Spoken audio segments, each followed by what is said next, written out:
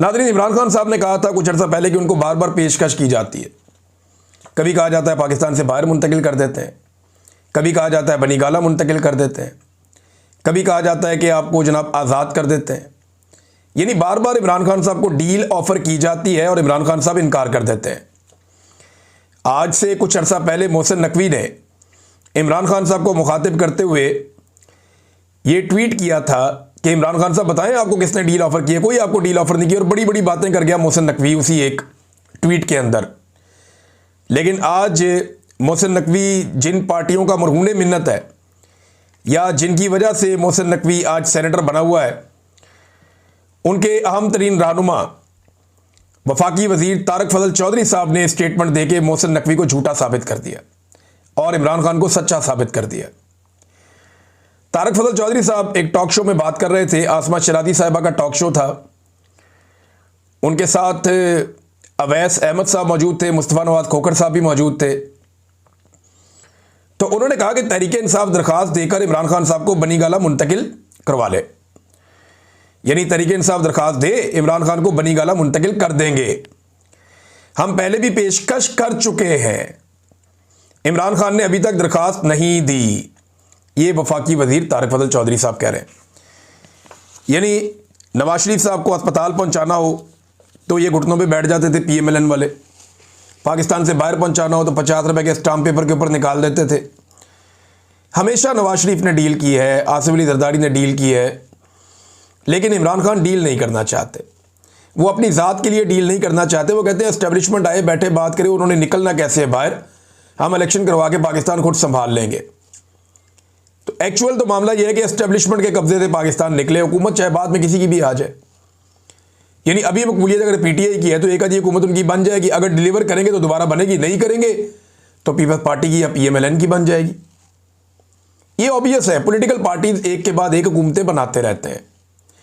Problem यह है कि एस्टेब्लिशमेंट का कोई सियासत में किरदार नहीं होना चाहिए, लेकिन बदकिस्मती से वो सियासत में किरदार अदा करते हैं। अब एक मरतबा फिर जो है वो साबित हो गया कि इमरान खान साहब ने जो कहा कि उनको बार बार पेशकश की जाती है, वो इमरान खान साहब की बात दुरुस्त थी। मोहसिन नकवी साहब ने गलत बयानी से काम लिया था। ये तारक फजल चौधरी साहब के स्टेटमेंट से ये पता चलता है। देखिए, मैं आपको ये बता देता हूँ जो मेरे पास इंफॉर्मेशन है कि एस्टेब्लिशमेंट इमरान खान साहब से बात करना चाहती थी। एस्टेब्लिशमेंट ने यह फैसला भी कर लिया था कि यास्मीन राशिद साहिबा को छोड़ दिया जाएगा। पब्लिक का बहुत प्रेशर था और शाह महमूद कुरैशी साहब को भी रिहा कर दिया जाएगा। CBMs हो रहे थे जिन्हें आप कॉन्फिडेंस बिल्डिंग मेजर्स कहते हैं।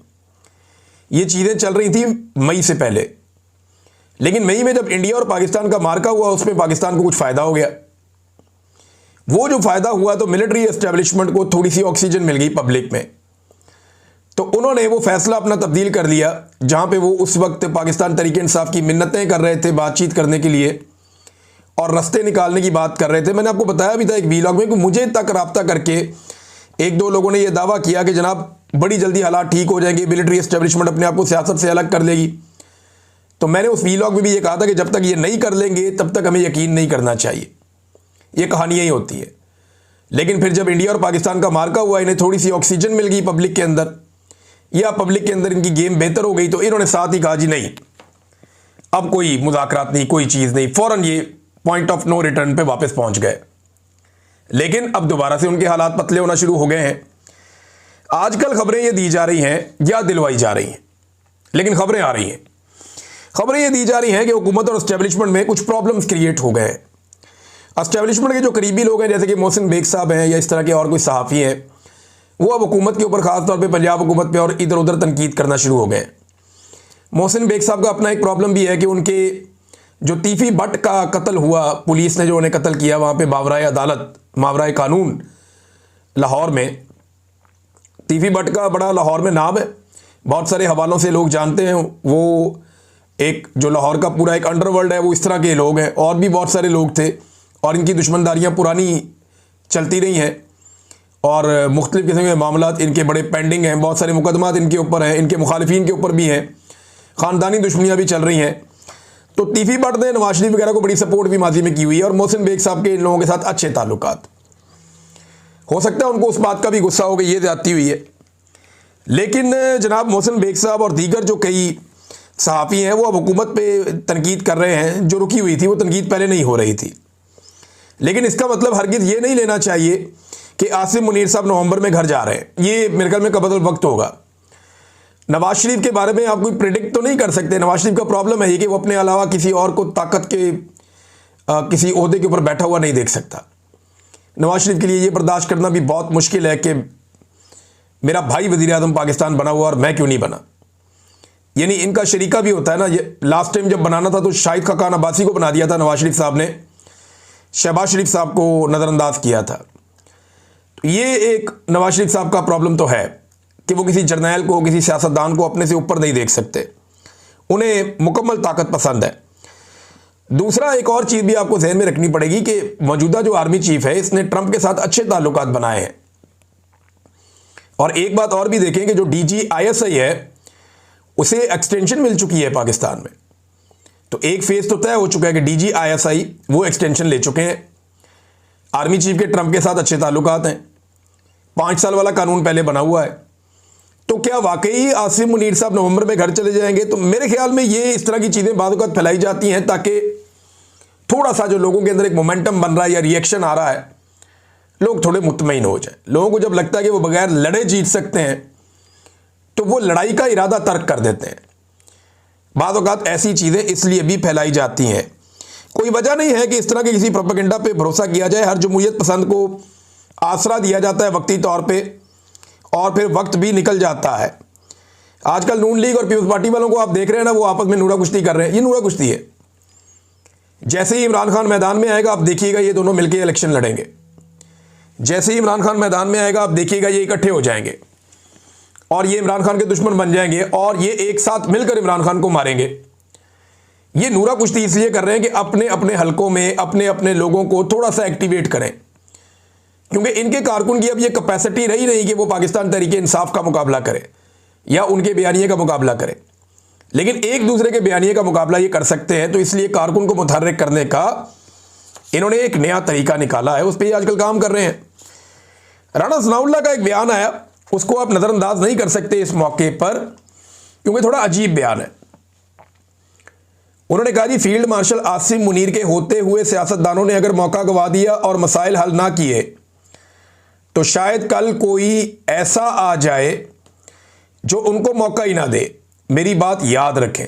ये राणा सनाउल्लाह साहब ने बात की। इसके 3 पहलू हैं। नंबर 1 तो ये है कि फील्ड मार्शल के जाने के बाद यानी इनके होते हुए सियासतदानों ने मौका गंवा दिया और कोई नया आ गया। इसका मतलब यह है कि राणा सनाउल्लाह साहब एक इशारा दे रहे हैं या फूड फॉर थॉट दे रहे हैं। जैसे कि मैंने पीछे आपको बताया भी, हो सकता है वो सोचने के लिए लोगों को एक मुहैया कर रहे हैं कि जनाब ये इस तरह सोचो कि फील्ड मार्शल जा भी सकता है। अब फील्ड मार्शल बनने का फ़ायदा क्या जब जाना ही था? तो जाने वाने का इरादा तो किसी का नहीं। इस कुर्सी पे जो आता है वो जाता नहीं है, उसे भेजना पड़ता है। आज तक आर्मी चीफ की कुर्सी पे जो भी आया वो गया नहीं, उसे भेजा गया। आसिम मुनीर साहब भी जाने के नहीं है, उनको भेजना पड़ेगा।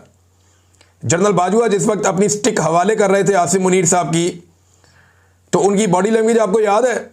एक मुर्दा बॉडी लैंग्वेज थी उनकी, जैसे कोई धक्के दे के चला रहा है। तो जाते हुए कोई भी खुश नहीं होता, सब नाराज होते हैं, सब परेशान होते हैं। तो आसिम मुनीर साहब ने भी जाना थोड़ी, इनको भेजना पड़ेगा। जो भी आर्मी चीफ होता है वो ऐसे ही होता है। अब वो ये इशारा दे रहे हैं कि शायद ये चले जाएं और कोई और आ जाए, लेकिन साथ ही वो ये कह रहे हैं कि सियासतदानों को मिलकर बैठकर बात करनी चाहिए। देखें, जब भी कभी गर्मियां आती हैं ना तो हुकूमत मुकर जाती है पाकिस्तान में जी हमने कोई मुज़ाकरात नहीं करने, क्योंकि गर्मियों में तहरीकें ही नहीं चलती। आप देखें कि अप्रैल, मई, जून, जुलाई, अगस्त, सितंबर तक हुकूमतें घास ही नहीं डालती हैं पोजीशन को। ये 6 महीने वो कहते हैं जी भाड़ में जाओ, कोई बात नहीं करनी, मुज़ाकरात नहीं करने। लेकिन जैसे ही अक्टूबर का महीना चढ़ता है हुकूमतों को मुज़ाकरात याद आ जाते हैं। उन्हें पता है अब ये तहरीक का मौसम है, इनको एंगेज करो, बिठाओ, इनके साथ मुज़ाकरात करो, टाइम निकालो, कोई 2-4 महीने निकालो, उसके बाद फिर इन्हें खुला छोड़ दो। मोमेंटम इनका बनेगा ही नहीं, तहरीक नहीं चलेगी। साल निकल गया, अगले साल में फिर देखेंगे। ये हुकूमत का पाकिस्तान के अंदर नॉर्मली मौसमों के साथ है। हमारा शदीद मौसम है ना, चारों मौसम शिद्दत के साथ होते हैं। तो ये एक हिकमत अमली होती है। हो सकता है राणा सनाउल्लाह साहब की हिकमत अमली हो। खबर एक और है नादरीन, और वो इमरान खान साहब से जेल में मुलाकातों के हवाले से जो लिस्ट दी गई है। आज मुलाकातों का दिन है, मुलाकात करवा दें तो ठीक है, वरना अदालत में केस भी चला हुआ है। देखते हैं अदालत किस तरह का इंसाफ देती है। वैसे तो इमरान खान साहब को डोगर कोर्ट से इंसाफ नहीं मिलता। बहरहाल सुहेल अफरीदी साहब का, जुनैद अकबर साहब का, मीना खान अफरीदी का और दीगर 2 रहनुमाओं का नाम दिया गया है। ये वो हार्डलाइनर्स हैं जो इमरान खान साहब को मिलना चाहते हैं। देखते हैं कि इमरान खान साहब से मुलाकात करवाई जाती है या नहीं करवाई जाती, या मामला अदालत में जाता है, अदालत कुछ कर पाती है नहीं, क्योंकि वहाँ पे एक सिपाही जो है वो अदालती अहकामात को अपने जूते की नोक पे रखता है, और ये एक दफ़ा नहीं कई मरतबा हुआ है।